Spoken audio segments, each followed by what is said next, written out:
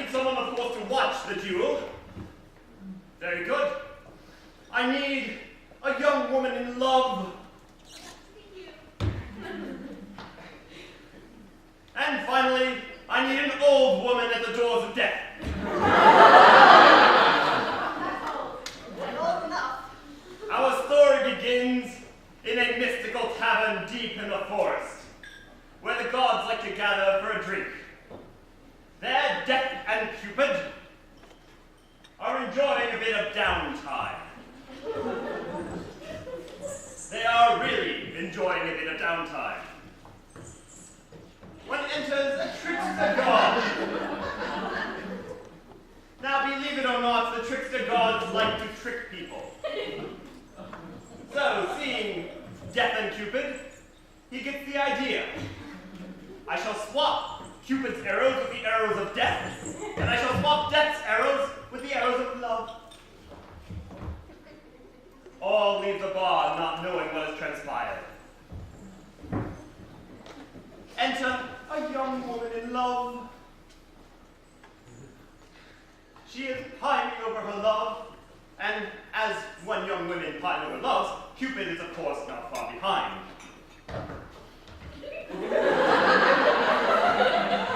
To set her heart afire with passion, Cupid fires an arrow upon her, and she falls dead.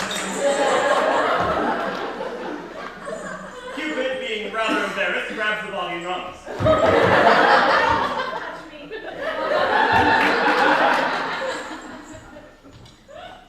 Enter old woman with Death not far behind. Now this particular woman is far beyond her youth. No offense related. And Death, being the greedy god that he is, fires his arrow upon her. She falls, not to her death, but in love. A memory stirs from long ago, and she goes to kindle expired romances. Death, being rather confused, also leaves. Enter duelists, onlooker, and the gods, Death, Cupid, and Mercury. Because, of course, gods always like to watch a human duel. The gods can't die in duels. Where's the excitement in that? The duelists salute one another. A young woman in the audience pines at the grace of the duelists, and is struck by the arrow of Cupid, which kills her. The duelists begin to battle.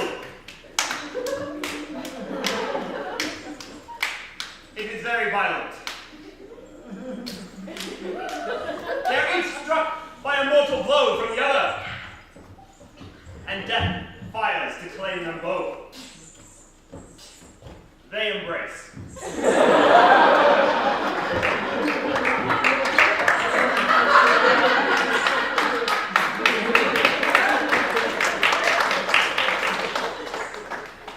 Mercury, as any confused god would do, thinks about the situation and realizes the arrows must be backwards.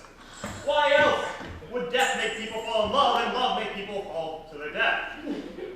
So Mercury switches the arrows of Death and Cupid, and all would be well except, having been in the possession of another master for so long, each quiver has taken on some of the other's tricks.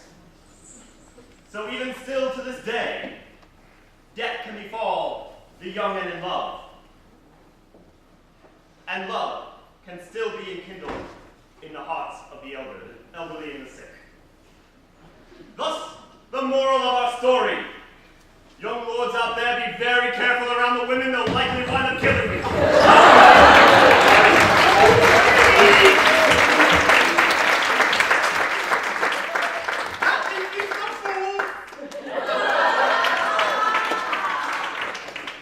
The moral of our story is beware of both death and love, for either can strike unexpectedly.